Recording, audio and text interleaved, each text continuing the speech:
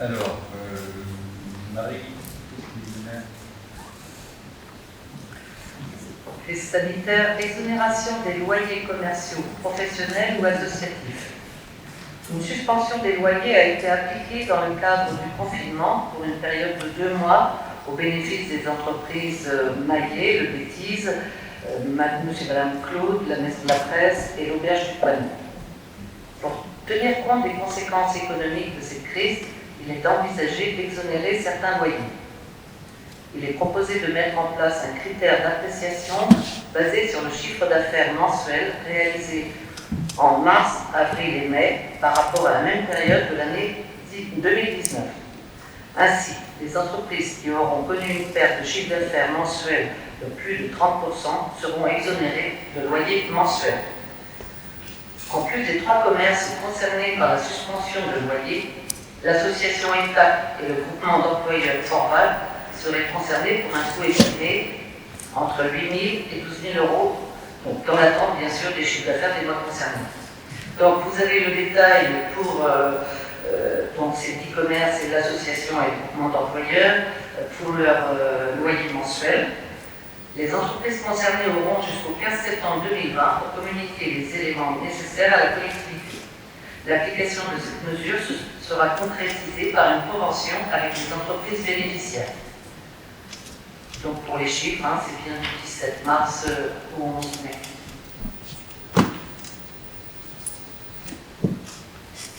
Oui. Oui, je rappelle que je ne voterai pas la subvention au groupement d'employeurs Forval, puisque j'en suis président bénévole, mais néanmoins président quand même. J'allais signaler, merci de le dire. Vous êtes d'accord Oui. Sur le principe? Oui. D'accord, mais j'avais une question, parce que je l'avais déjà évoqué à la réunion du groupe que vous m'aviez invité. J'y avais rappelé aussi dans un mail après. Nous, on trouvait que dans un principe d'équité vis-à-vis des autres commerçants et professionnels de la commune, il serait bon aussi d'envisager une subvention pour les entreprises qui ont des bailleurs privés, qui seraient dans des situations analogues à celles qu'on vient de citer, qui sont du coup bailleurs qui ont un commerce détenu par la commune, mais qui du coup auront aussi à supporter une charge qu'elles n'auraient pas eu si elles avaient eu un commerce détenu par la commune.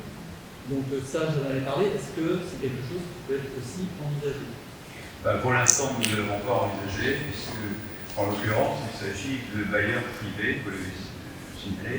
Je pense que, dans un premier temps, vous m'entendez tout ça, je parle assez près. Oui. Dans un premier temps, les commerçants, les loueurs en question doivent se rapprocher des propriétaires qui louent le commerce ou le fonds de commerce. Ensuite, autre chose, il y a la région a mis en place, alors il y a un certain nombre d'aides qui ont été mises en place par l'État, le Fonds national de solidarité, et il y a aussi le Fonds de résilience qui a été mis en place par la région, le département et les EPCI. Au niveau de l'EPCI Vaugeois-Vallée, il y a une somme qui est à disposition et le service économique de l'Agricom a fait savoir que les demandeurs pouvaient toujours se retourner vers elle vers lui, vers ses services, pour éventuellement faire part de leurs difficultés, puisqu'il y a des possibilités d'aide. Et particuliers. Je pense que dans un premier temps, il serait bon que les intéressés se fassent connaître et demandent ces aides-là avant que la commune éventuellement intervienne, parce qu'encore une fois, c'est quand même du domaine privé. Oui. Oui, il faudrait préciser que le fonds de résilience mis en place par la région, le département et les EPCI n'a pas atteint ses objectifs, parce que le territoire de Vaugeois-Vallée pouvait prétendre 283 000 euros d'aide, et jusqu'à ce jour, il y a eu cette entreprise pour 40 000 € net. Donc là, comme s'il y avait des contraintes qui empêchaient l'adaptation de l'aide, donc il va y avoir ce qu'on va appeler la résilience 2, qui va permettre de toucher plus large et de faciliter. Avant, quand on avait une aide d'État, on n'avait pas beaucoup de résilience et l'inverse. Donc ça va s'assouplir des grandes entreprises qui en bénéficient.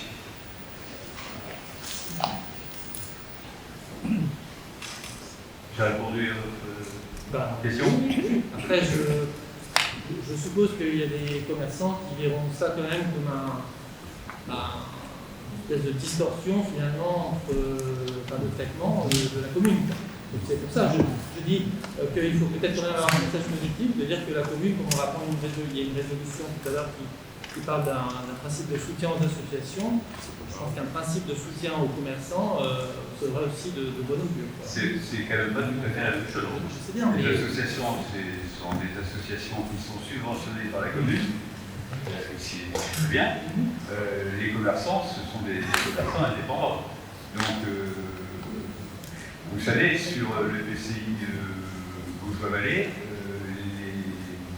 les entreprises qui ont été exonérées de loyer pendant cette période et sur présentation évidemment d'un bilan par rapport en comparaison avec le bilan de la même période de l'année dernière, ce ne sont que des locataires de bâtiments communaux ou intercommunaux. Il n'y a pas eu d'autres. Oui, mais je sais bien, je fais bien distinguer entre l'associatif non lucratif et les commerçants qui ont effectivement un revenu dégagé. Enfin, on sait aussi que demain, il n'y a plus de commerce à Belfort, c'est la mort du village. Il peut y avoir des associations, mais sans commerce. Voilà, c'est juste d'avoir ça en conscience. Et c'est l'objet de ma remarque. En plus, ils ont eu autant pas que les autres. Là, il y avait surtout le bêtise et puis l'auberge du Poinon, eux, c'était zéro chiffre d'affaires pendant le confinement. Et c'est vrai que les commerçants, je pense qu'il y a quelques commerçants qui se sont rapprochés de l'EPCI donc pour monter leur dossier. Donc ils ne sont pas laissés pour compte. Hein. C'est vrai qu'il faut quand même bien faire le distinguo, mais bien sûr qu'on est à l'écoute des commerçants. Hein. Il n'y a pas de souci. Il y a aussi beaucoup de bailleurs privés qui ont fait un geste. Ah oui, tout à fait. Et je ne conteste pas. Hein. Et justement, il y a peut-être des cas où voilà, il y aura une fin de non-recevoir par des bailleurs privés. J'espère effectivement que les bailleurs privés le font. Mais c'est plus dans le principe de dire arrivons à identifier peut-être ces commerces qui. Alors là, j'apprends effectivement, j'ai vu qu'il y avait un fonds de résidence 2 souple, mais j'avais bien compris que la première mouture, quand on commençait à lire les lignes, effectivement, on disait qu'il fallait s'accrocher pour pouvoir y arriver. Donc maintenant, si tout ça se simplifie, tant mieux effectivement si de l'argent public, quelle que soit l'origine, arrive à maintenir ces commerces du coup, dans le cœur de ville. C'est surtout ça.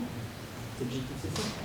Et pas que la commune soit prise à partie et dire bon, finalement, voilà, on est certains qui nous.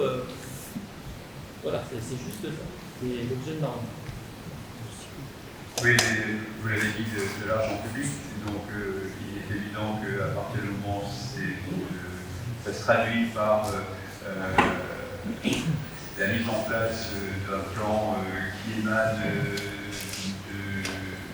de la région, du département et des PCI, si c'était la commune qui devait assumer tout ça, ça serait aussi de l'argent public, certes, mais pour l'instant, nous ne savons pas encore quelle sera la compensation de l'État pour toutes ces dépenses supplémentaires, parce qu'il va y en avoir d'autres. Théoriquement, on nous a dit que ça serait compensé, et il n'y a pas que ce problème-là. Je veux dire, l'un n'est pas incompatible avec l'autre. J'imagine que le fonds résilience n'est pas incompatible non plus avec une entreprise une des trois, par exemple, qui aurait aussi une aide de la commune pour son loyer. Mais en fait, c'est le principe. C'est comme c'était nos locataires dans des locaux qui appartiennent à la commune que nous avons pris cette décision, comme d'autres entreprises aussi, on n'est pas les seuls, Et ça me paraît logique. Après, encore une fois, en ce qui concerne les autres commerces qui sont locataires de bailleurs privés, Jean-Charles de Bordeaux l'a fait remarquer, il y a déjà des bailleurs privés qui ont fait un geste envers leurs locataires. Donc c'est déjà la première des démarches qui doit être effectuée, plus une demande éventuellement au niveau de l'EPCI. Je voulais poser une question parce que là, on s'en tient au loyer.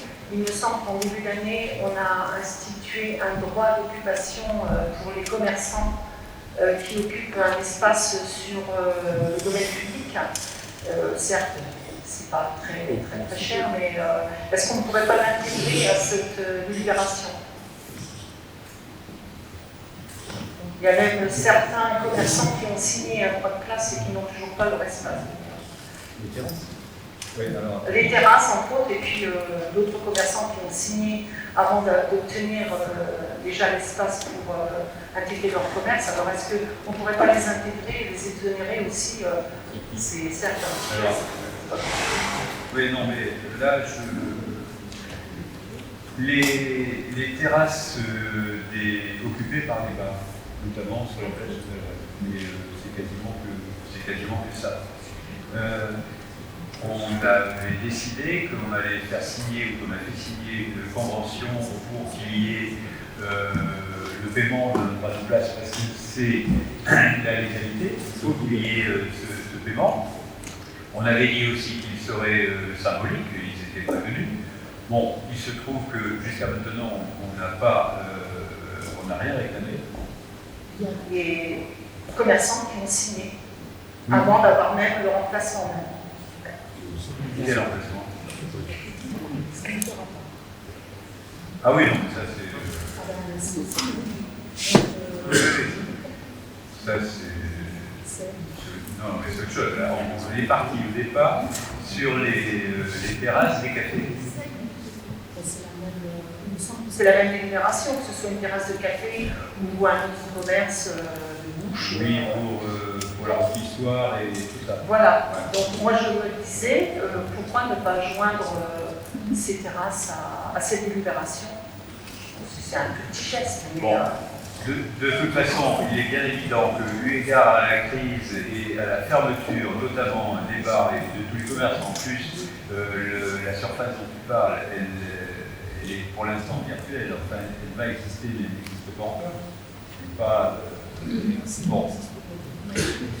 Donc, personne n'a rien payé, je ne pense pas, enfin je ne sais pas, je ne pense pas, parce que je ne sais pas ce que décideront, ce que décidera la prochaine municipale, mais moi personnellement, je ne me verrais pas en train de demander le paiement d'un droit de place pour les terrasses, alors que personne n'a pu les utiliser. Ça sera certainement repoussé à un moment ultérieur, quand tout redeviendra, disons, à peu près normal. Voilà. C'est tout ce que je voulais ajouter. Là, en l'occurrence, il s'agit de choses bien plus urgentes pour les commerces en question, puisque comme l'a signalé Marie-Christine Bouchot, les restaurants n'ont pas travaillé du tout. Du tout, c'est zéro recette. Bon, ils ont peut-être eu moins de dépenses, mais ils ont eu des charges qui ont couru pendant ce temps-là.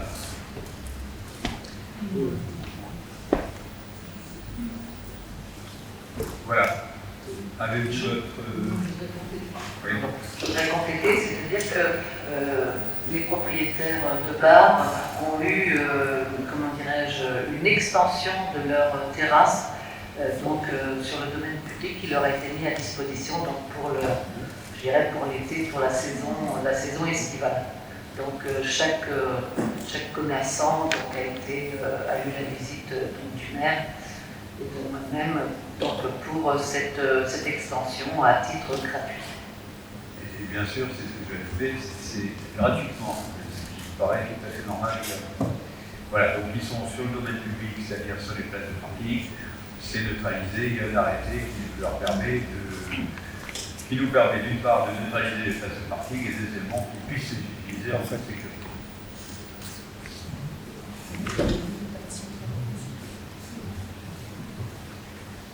avec d'autres. Non, il n'y a pas de déclaration de travaux, c'est seulement un agrandissement sur les pavés, une extension sur les pavés de la place.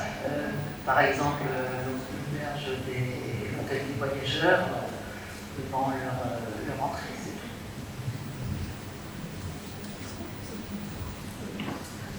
Bien. Avez-vous d'autres questions sur ce sujet? La question, êtes-vous d'accord pour cette exonération dans les formes que nous avons évoquées après la discussion que nous avons eue? Il n'y a pas d'opposition, pas d'abstention. Merci.